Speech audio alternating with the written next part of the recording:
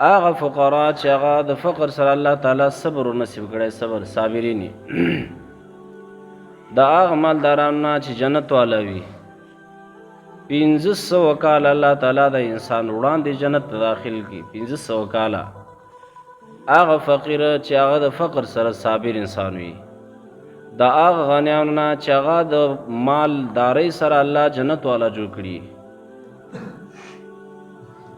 دا غنیان به ولې دا 1500 کال ایثار وي. د دوی مالونه به زیات وي، صدقات خیراتونه به کړي، نو دا غي حساب ډیر زیات غواړي.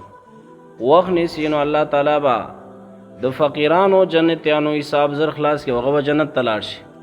کم انسانانو ته چې الله مال ډیر ورکړي، ډیر حساب الله ورسره کوي. وخت نیسي نو 1500 کال وخت به ونیسي.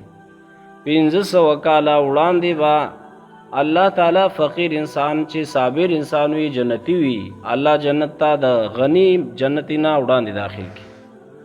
هغه فقیر چې د فقر سره کبرجن وي، الله تعالی با هغه سره د رحمت په نظر باندې خبرې مونږ کی، نه به الله تعالی هغه ته د رحمت په نظر باندې وګوري. خو د دې نه مراد هغه فقرا دي چې هغه د فقر سره صابرین وي او جنت والا وي. یو بل روایت کې راځي یو فقیر صابر انسان بالا پورا ز قیامت راولي. الله ورته چې دا وړاندې بنگله ګوري دا ډیره مزیدار او خسته. هغه ورته چې الله وې دا ما تا ته به خاطر درکړی دا چې تا به خپل فقیری باندې صبر کړو، زه دا بنگله ستاسو دا مزیدار الله دې موږ ته سره نصیب کړي. رسول الله صلی الله علیه وسلم فرمایي چې جنت او جهنم دواړه ما ولیدل کله چې زه معراج ته لاړم. په جنت کې اکثر خلک چې ما ولیده هغه فقیران ما جنت کې ډیر ولیده، او جهنم کې ما چې ډیر زیات ولیده هغه زنانه وي. او صحابه دیونه پوښتنه وکړي چې الله رسوله د زنانو جهنم ته د زیات تګ لامل سو سبب سو؟ رسول الله صلی الله علیه وسلم تو فرمایل د لعنت کلمه ډیره استعمالي، ناشکری کوي، د خپل خاوندانو ناشکر وي.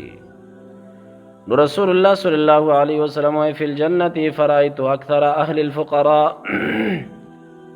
جنت کې مولیدل اکثر خلک چې هغه غریبان او فقیران مسکینان خلکو، او هغه مسکینان او فقیران چې د فقر او مسکنت سره د دې فقیرې او مسکینې سره الله تعالی او صبر نصیب کړي. او پر جهنم کې ما ولیدو فرایت اکثر اهل النساء اکثر خلک چې وو اکثر زنانه وي، زنانه وړي په جهنم کې ولید. اسامه ابن زید رضی الله فرمایي وی رسول الله صلی الله علیه وسلم فرمایلی، رسول الله سلام فرمایي وی كنت على باب الجنه د جنت په دروازه باندې ودرېدم، نو اکثر خلق مچولی دل عام خلق چې جنت ته داخلي دل هغه مساکین خلق او مسکینانو،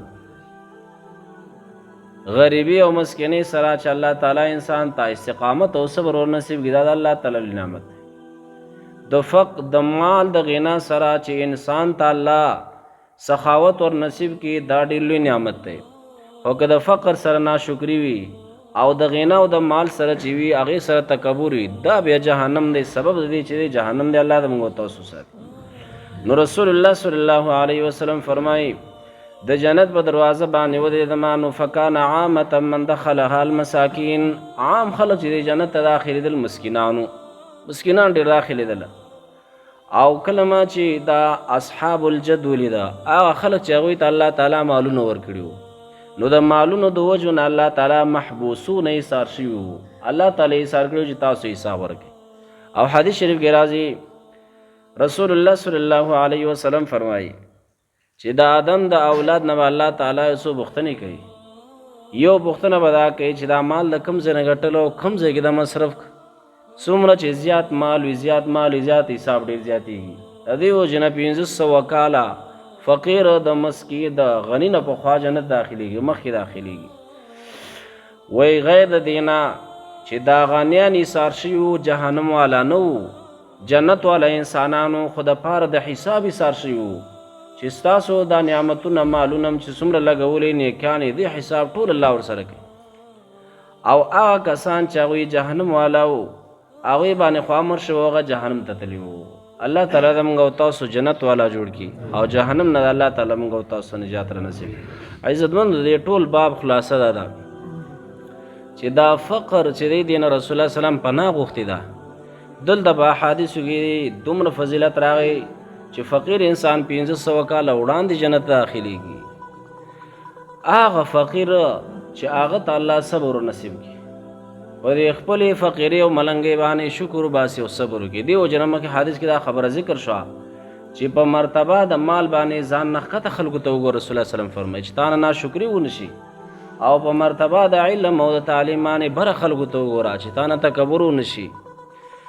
نو خلاصه د باب دا شو چې هغه مال چې دا غي سره سخاوت وي الله تعالی په لار کې انسان مصرف کی دا خسته مال دی. د دې په وجه به انسان الله جنت ته وي. او هغه فقيري چې هغه سره صبر وي استقامت وي د الله تعالی په نعمتونو شکر وستلی دا سبب د جنت دی. دا هغه مالدار انسان جنتی نه الله تعالی دا غریب 1500 کال وړاندې جنت ته بوزي. خو که د فقر سره چې شی وو هغه سره تکبر وو هغه سره ناشکری وا نو بس دا جهنم دی. الله تعالی د موږ تاسو ساتي. نو عزتمندو د دنیا د مال د ډیرښت سبب یو دا دی چې د انسان الله شکر وباسي الله تعالی په نعمتونو باندې شکر وباسي. الله د موږ تاسو په دې باندې عمل کولو توفیق را نصیب کړي.